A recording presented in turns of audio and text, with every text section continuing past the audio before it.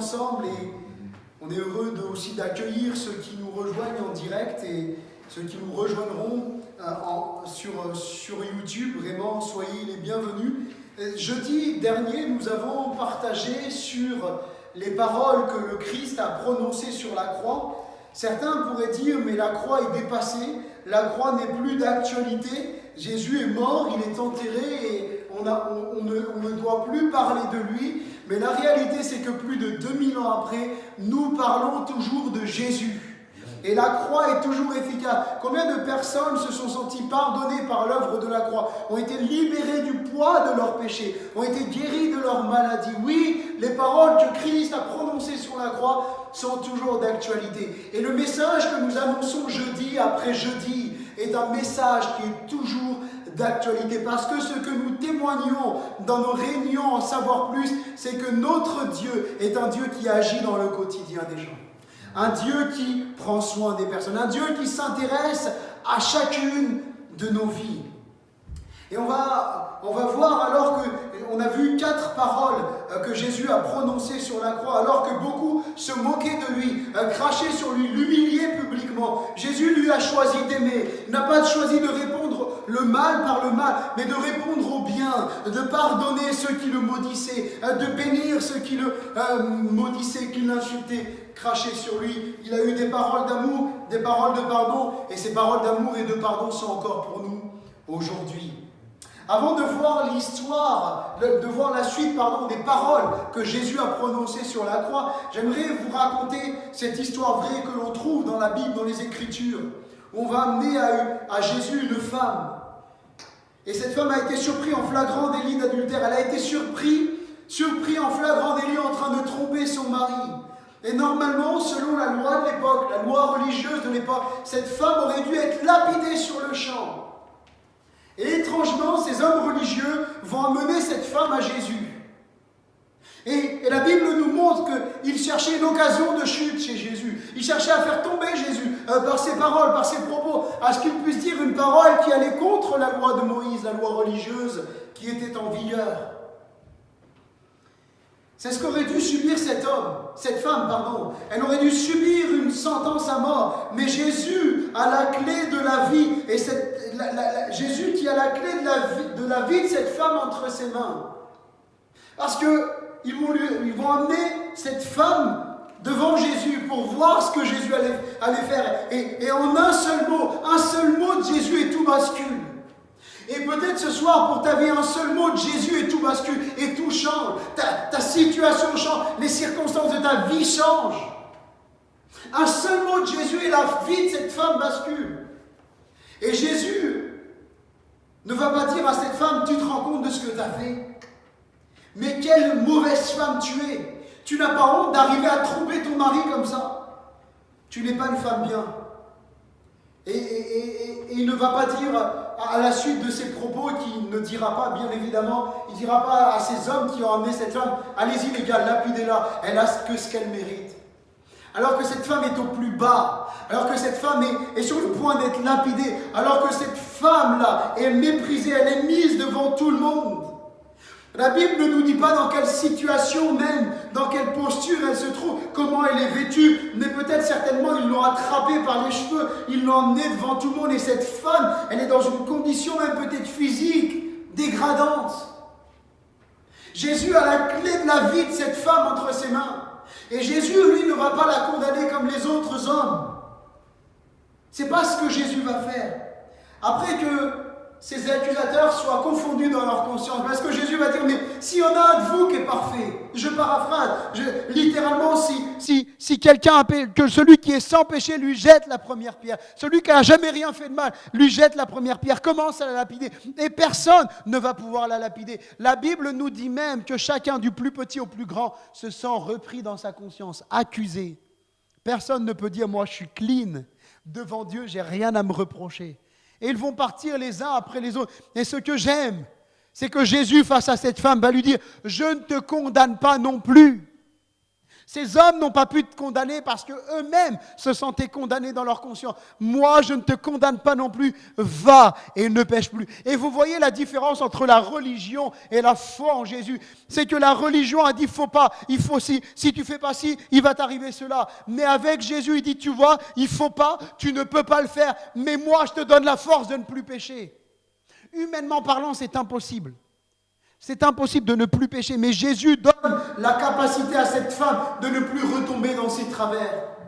Cette parole est plus qu'une simple parole. Tu sais, madame, il faut que tu arrêtes de pécher. C'est pas bien de pécher, tu peux pas faire ça. Non, c'est pas ça. C'est une parole remplie de puissance parce que Jésus est Dieu. Et la puissance de Dieu nous donne la capacité de résister au péché. Et c'est une parole de pardon que Jésus va prononcer. Une parole de pardon, une parole d'amour. Et j'aimerais voir une autre parole que Jésus va prononcer. C'est une parole de pardon, où à la croix du calvaire, alors qu'on se moque de lui, il a choisi le pardon. On va lire ensemble, si vous voulez bien, dans Luc, chapitre 23, évangile de Luc. Évangile selon Luc, au chapitre 23.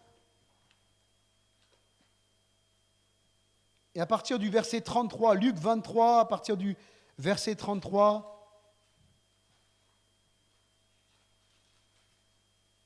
Luc chapitre 23, au verset 33, il est dit ceci. Lorsqu'ils furent arrivés au lieu du crâne, ils le crucifièrent là, donc Jésus est crucifié là, ainsi que les deux malfaiteurs, l'un à droite, l'autre à gauche. Jésus dit, Père, pardonne-leur, car ils ne savent ce qu'ils font. C'est une parole de pardon que Jésus prononce. Et Jésus pardonne même l'impardonnable. Ces bourreaux n'étaient pas dignes de pardon. Ces bourreaux qui l'insultaient, qui le frappaient, qui l'ont mis presque nu, et qui ont mis son corps ensanglanté, qui ont craché sur lui. Ces bourreaux-là qui maudissaient Jésus, qui ricanaient sur Jésus. Ces bourreaux qui vont mettre Jésus comme un moins que rien. Jésus décide de leur pardonner. Humainement parlant, c'est impardonnable. On ne peut pas pardonner humainement à quelqu'un qui nous fait autant de mal. Mais Jésus pardonne l'impardonnable. Jésus est capable de pardonner n'importe qui. Aucune personne sur terre à la place de Jésus n'aurait pu pardonner à ces hommes. Je ne sais pas, levez la main un peu, qui aurait réussi à pardonner à ces hommes ici? Personne. Personne n'aurait pu le faire. Mais Jésus fait ce que personne ne peut faire. Ce qu'aucun homme peut faire, Jésus l'a fait. Personne ne peut voir ses péchés être pardonnés. Mais Jésus a pardonné les péchés de l'humanité. Ce qui m'émerveille le plus dans la personne de Jésus, c'est qu'il pardonne à ses bourreaux alors que ceux-ci ne lui demandent même pas pardon. Il y a des gens sur terre, même si vous venez les voir et que vous leur demandez pardon, ils ne vous pardonneront pas. N'attendez pas un pardon de la part de certaines personnes. Même si vous venez de tout votre cœur à genoux en disant « Je te demande pardon pour le mal que je t'ai fait, mon ami, j'aurais pas dû te parler comme ça, j'en veux pas, je te pardonne pas. » Mais Jésus, lui, alors que ses bourreaux continuent de se moquer de lui, que ses bourreaux le mettent sur une croix entre deux brigands, lui qui n'a jamais fait le mal, il pardonne. C'est extraordinaire, c'est inhumain, mais c'est normal. Jésus est ce Dieu qui vient dans le corps d'un homme. Jésus pardonne l'impardonnable. Peut-être qu'il y a des personnes qui n'arrivent pas à se pardonner. Peut-être que tu as fait des choses dans ton parcours que tu ne te pardonnes pas. Et tu as l'impression que ces choses sont impardonnables. Jésus seul peut te pardonner. Jésus pardonne le condamnable.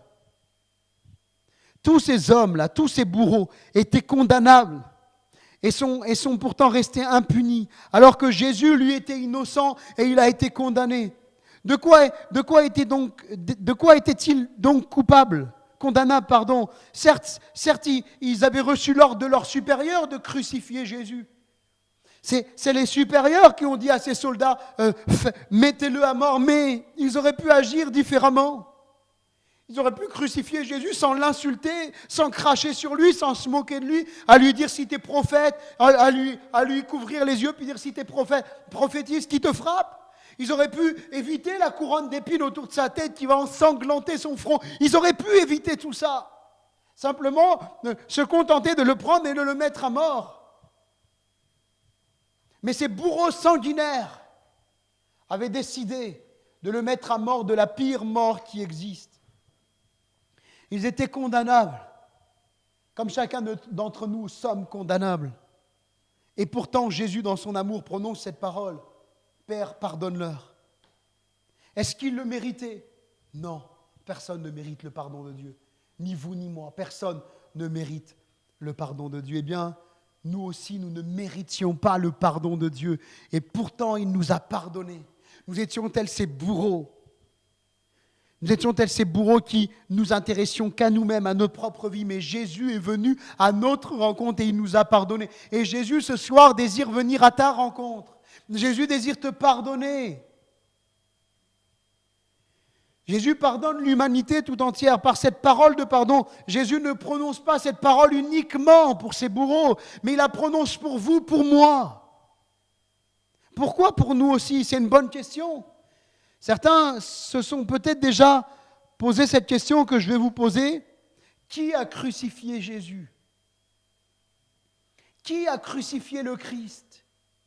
Alors on a cherché un bouc émissaire. Certains ont dit, c'est Pilate, parce que c'est lui qui avait le pouvoir de crucifier ou de relâcher Jésus. Certains diront non, parce que Pilate était sous la pression de la foule et il savait que le peuple juif aurait pu créer une révolte contre Pilate.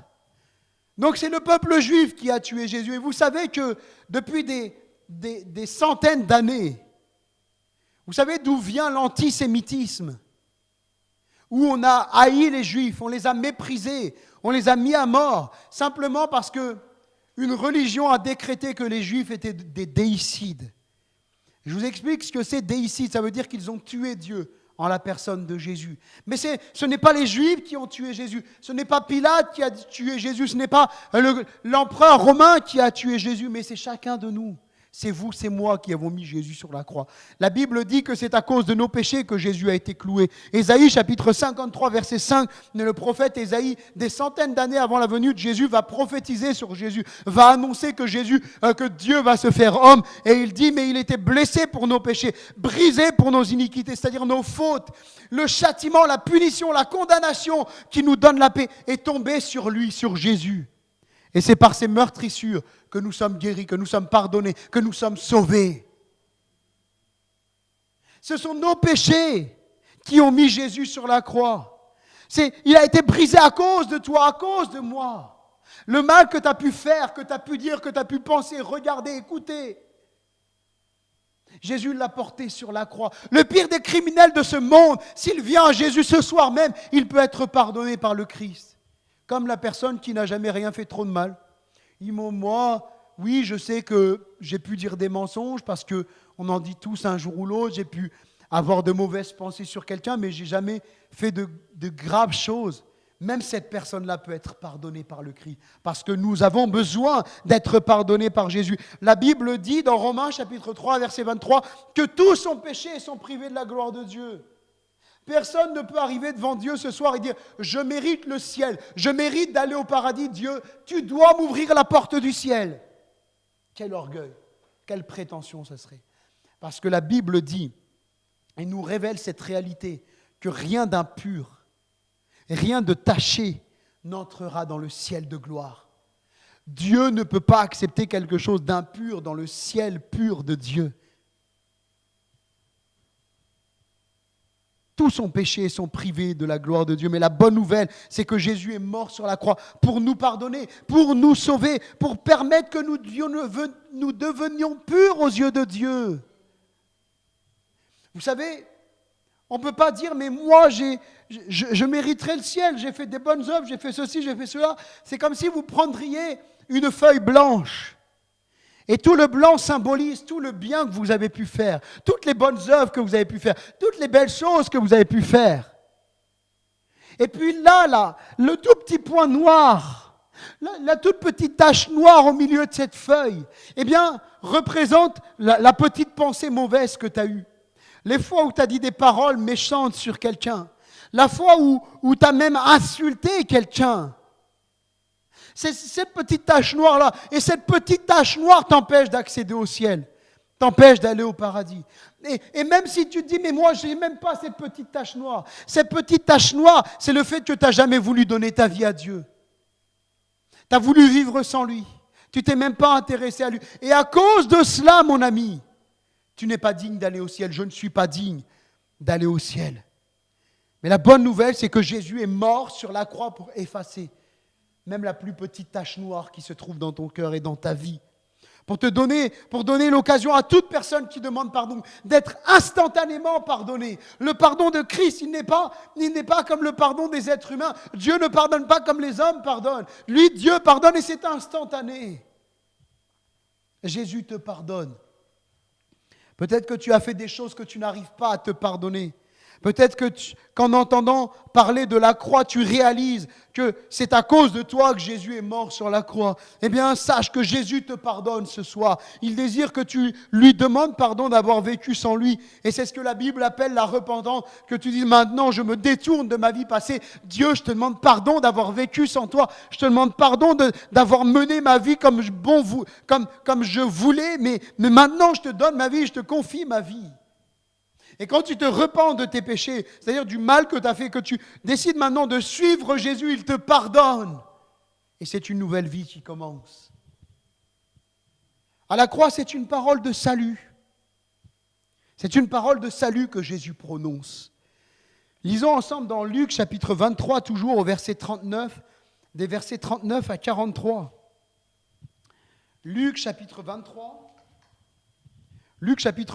des versets 39 à 43, il est dit ceci. Non, on va lire un peu avant, pardonnez-moi. Luc chapitre 23, à partir du verset 39. L'un des malfaiteurs crucifiés l'injuriait, disant, « N'es-tu pas le Christ ? Sauve-toi toi-même et sauve-nous. » Mais l'autre le reprenait et disait, « Ne crains-tu pas Dieu, toi qui subis la même condamnation ? Pour nous, c'est justice, car nous recevons ce qu'ont mérité nos crimes. Mais celui-ci n'a rien fait de mal. » Et il dit à Jésus, « Souviens-toi de moi quand tu viendras dans ton règne. » Jésus lui répondit, « Je te le dis, en vérité, aujourd'hui, tu seras avec moi dans le paradis. » Les chrétiens peuvent dire Amen. Amen, qui signifie gloire à Dieu, qui signifie j'atteste, je suis d'accord avec cela.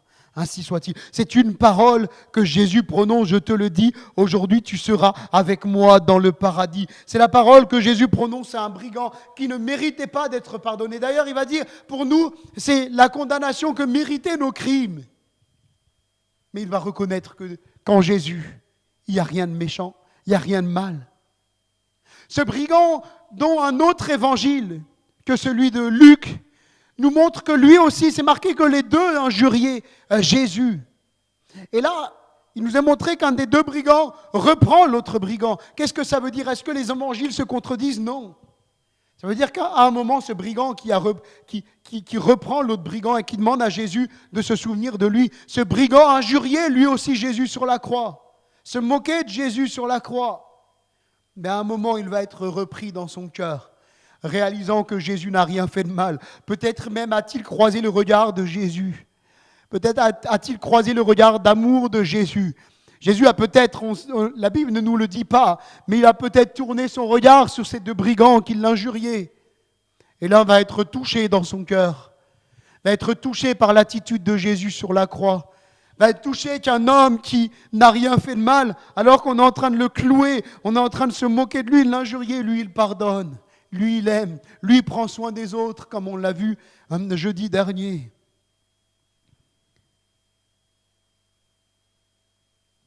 Lorsque Jésus était sur terre, il y avait cette question qui revenait, c'était comment hériter la vie éternelle, comment aller au paradis. Ou aussi, qui peut être sauvé? Voilà les questions qui ressortaient régulièrement et qu'on retrouve aussi bien dans l'évangile de Marc que dans l'évangile de Luc ou l'évangile de Matthieu. Ces questions que les gens posaient à Jésus, et c'est une question que chacun d'entre nous devrait se poser. Puis-je aller au ciel?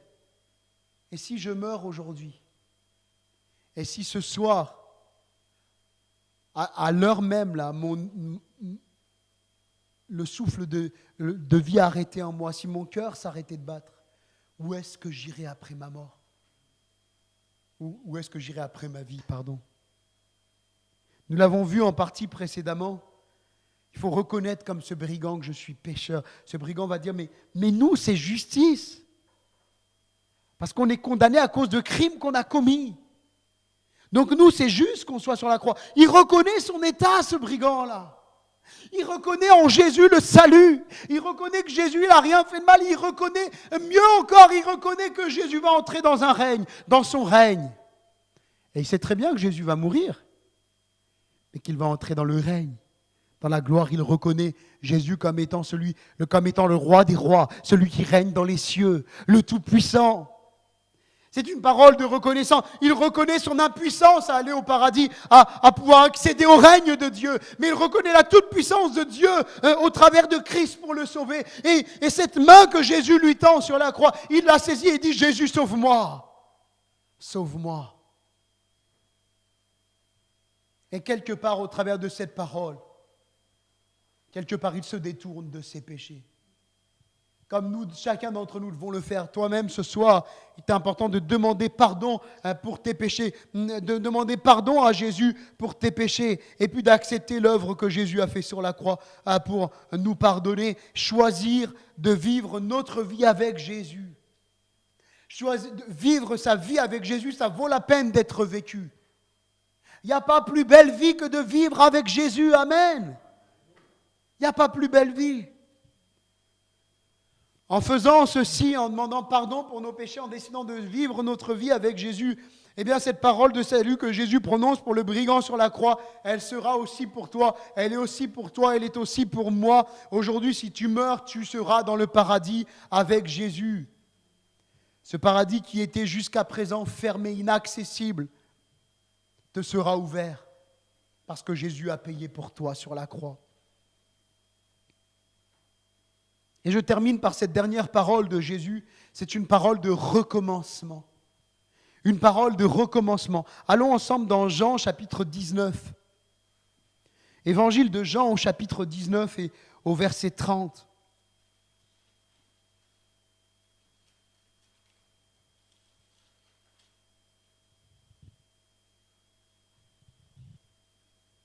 Quand Jésus eut pris le vinaigre, il dit, tout est accompli. Et baissant la tête, il rendit l'esprit. Tout est accompli. Le mot grec utilisé, parce que le Nouveau Testament a été écrit en grec ancien, qu'on appelle le grec koiné. Le grec utilisé qui a traduit par accompli, c'est téléo. Et ce tout est accompli, en grec c'est tétélestai. Et téléo peut aussi se traduire par avoir achevé, amener à une fin, finir, payer. Alors que Jésus arrive à la fin de sa vie, il prononce une parole qui semblerait être une parole de fin.